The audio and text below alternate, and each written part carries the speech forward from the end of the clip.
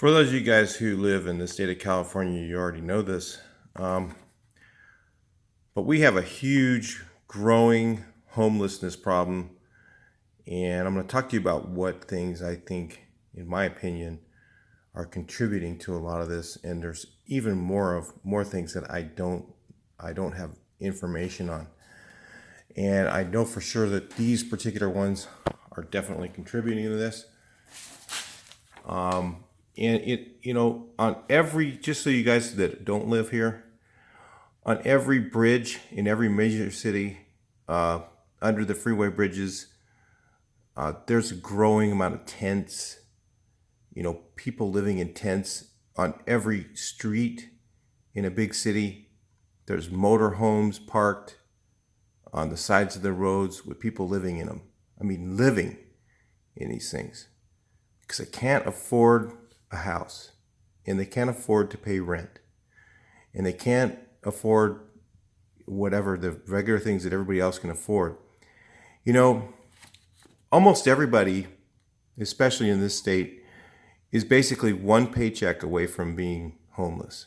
I mean, it's that tough right now. You got rents in small cities like the one I live in that are $1,500, $2,000 a month, and they're living on a very low wage, and that actually is also part of the reason why there's our increase in minimum wage actually ends up costing everybody money, because what happens is when you raise minimum wage, all the businesses that have really low profit margins have to raise their prices.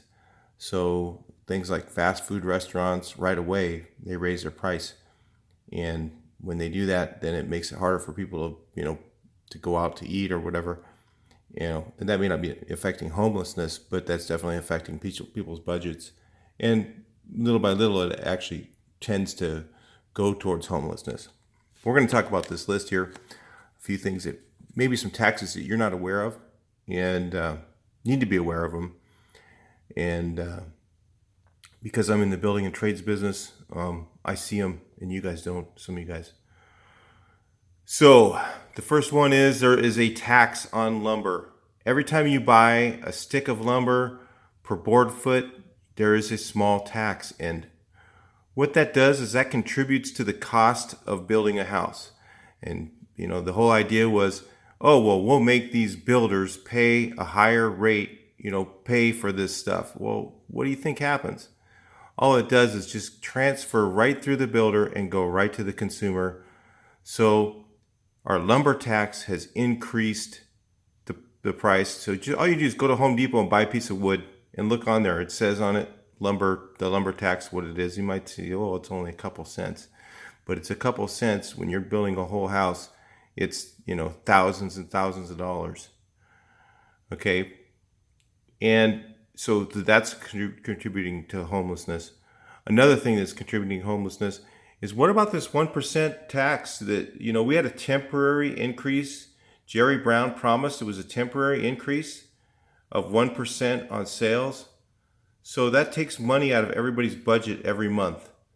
All these little things are all contributing, and there's more of them, believe me, that are contributing to this homelessness problem that we have. And so this temporary 1%, I'm waiting for him to give it back to us, and he's already out of office, so I guess he's not going to be able to do that, is he? We also have a 75 cents a gallon paint tax, and it's supposed to be to help recycle the paint in California. I don't know why it would be 75 cents a gallon, especially when all these paint manufacturers are using the paint, taking all the paint and then making it into paint and then selling it and making money on it. So, that's all contributed to a higher cost of paint. So you might say, well, that can't contribute to homelessness. Sure it can. It contributes. All these things are just small things that contribute to it. So 75 cents a gallon paint tax, now they're adding that to the cost of paint. And less and less people can afford to paint, and landlords have to paint between tenants, don't they? So that all makes things cost more. And when things cost more to the landlords and to the stuff like that, it all transfers to renters and homeowners. Okay, then the next thing is the 12 cents a gallon gas tax. Now you might say, well, I don't pay much of that, Well, maybe you don't because you live in the big city and you can afford it. But guess who has to pay that 12 cents a gallon gas tax? It's all the poor people or people who are on the edge who have to commute to work every day. They have to drive an hour, hour and a half because they can't afford rent.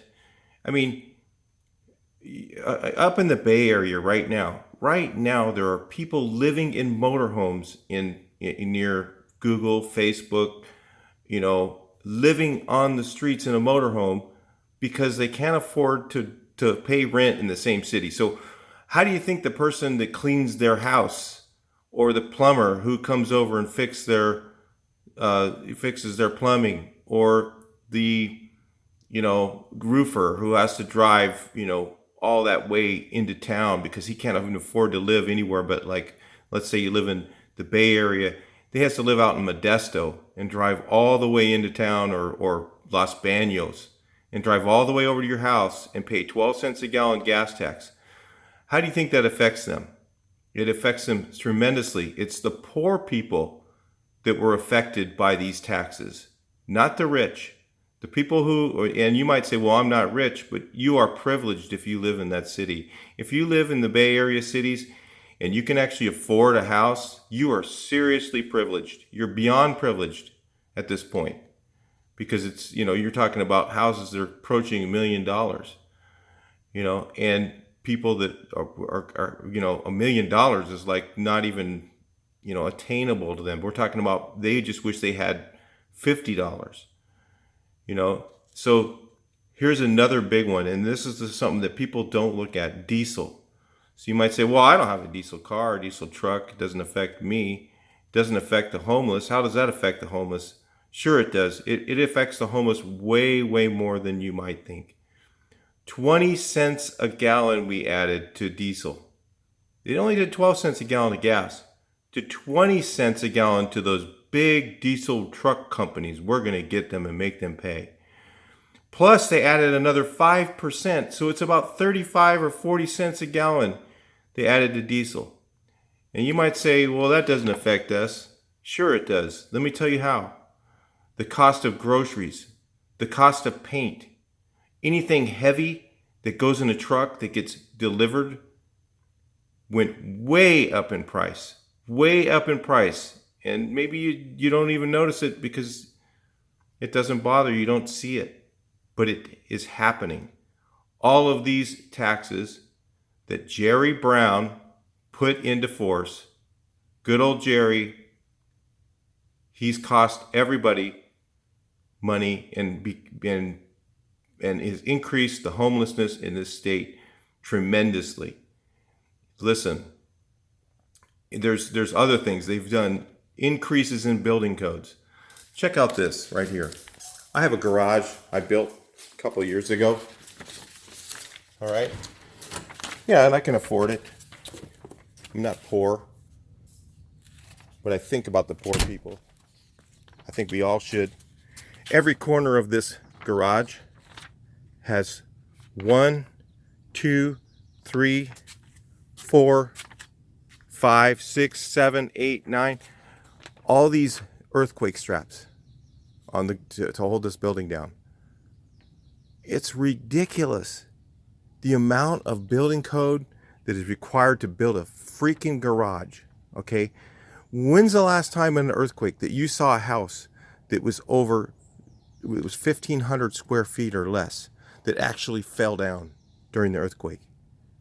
A single story home. It doesn't happen. I've never seen it. I've seen more earthquakes in my lifetime than almost anybody. And I've been to those things. I've been on the construction sites. I've been out where the stuff's happening. And I have never seen a 1,500 square foot house that was single story, even built in the 50s. And we're sitting here putting together building codes that for houses to stay up, that'll stand up forever when the termites are going to come eventually and just take the thing down. It's just ridiculous. We've gotten just to the point where we don't think about the people. The solution to this is simple. Number one, do not vote for Democrats anymore. This state is we've had great Republican candidates. We had Meg Whitman. Awesome. She would have been the best governor the state had ever had. But what do? Make a scandal up and whatever, gets her put out of the election.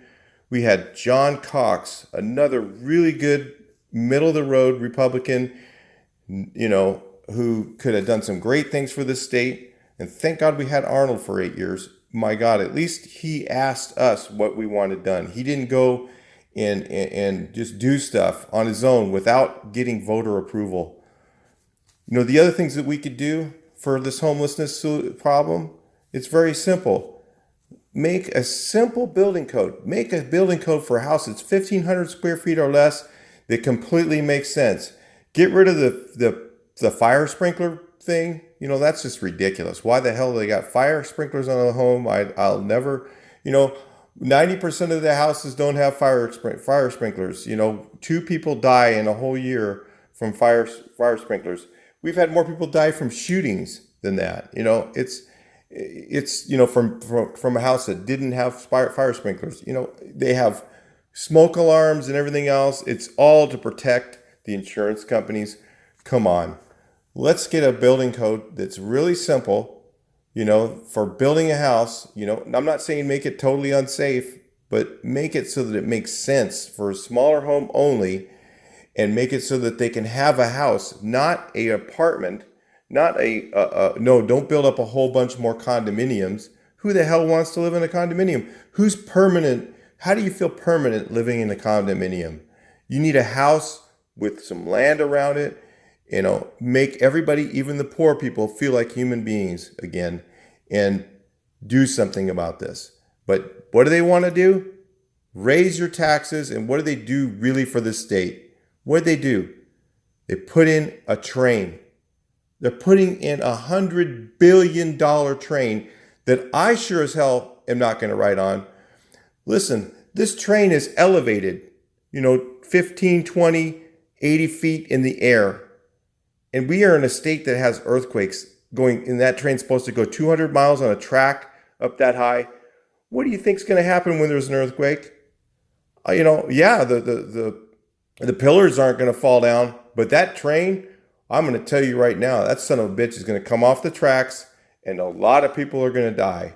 And you know what? And we're sitting here spending hundreds of billions of dollars. It's the budget's at $100 billion. And we haven't even done anything about these people right here, homeless people. We haven't done anything, nothing. And, these Democrats that are in our office need to be chucked out of here. Gavin Newsom, you're one of them too. I know you're part of this crap. You want this train.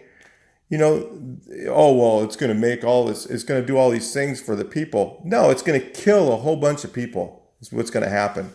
How is that thing going to stay on the tracks at 200 miles an hour? That's up elevated 15 to 100 feet up in the air.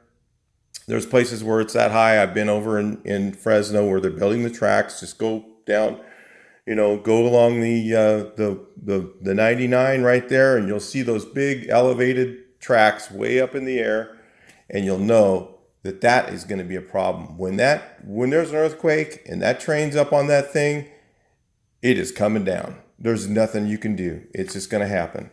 So anyway, listen, you guys, we really need to change this. We need to change our government in the state. You might say, well, they're going to get rid of emissions. They're going to get rid of all this other stuff. I don't know if they're going to do that or not. I don't think that those guys that we've already had that we're going to run, we're going to go after that. They were just going to do something what normal, everyday people do. What do normal, everyday people do? When you have X amount of dollars coming in, you budget the money you have. You don't go to the people and raise their taxes. You don't go to the people and go, hey, listen, we need a little more money out of you. You don't go to your boss, listen, I got a problem. I've got too big of a house here. I need a raise. He's going to look at you and go, what the hell? You're fired. You don't need a raise. You need a job, dude. That's what's going to happen.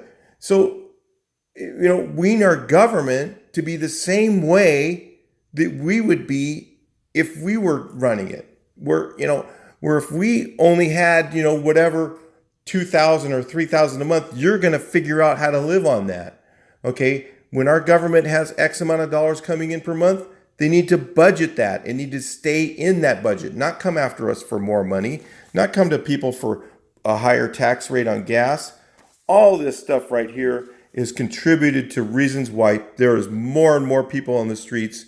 If you don't believe me, just go to LA. Go to LA and go into the city and see all the people on the streets.